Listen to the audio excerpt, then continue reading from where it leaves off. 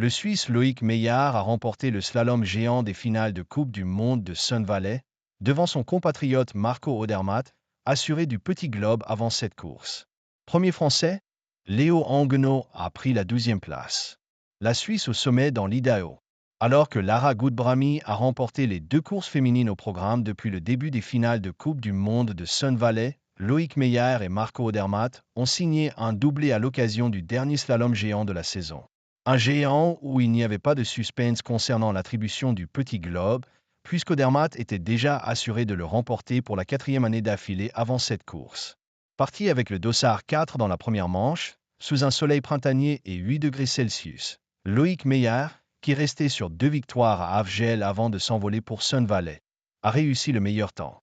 Il a recalé la concurrence à plus d'une demi-seconde, 53 centièmes sur Pinheiro Bratan, 65 sur Christophersen et même 98 sur Odermatt, seulement 6e.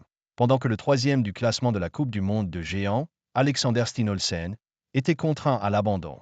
Dans la 2e manche, c'est Marco Schwarz, passé à côté de la première, qui a signé le meilleur temps, devant Marco Odermatt.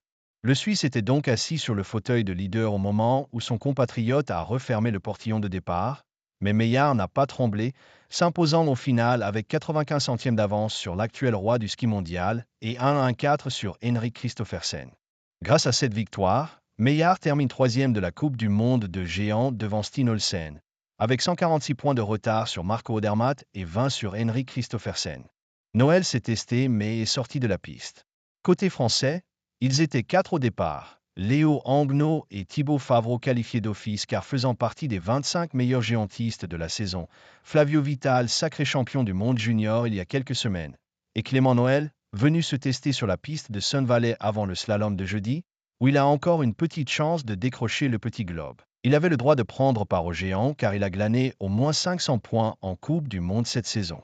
C'est Anguenot qui a obtenu le meilleur résultat, en finissant 12e, alors que Favreau a terminé 16e.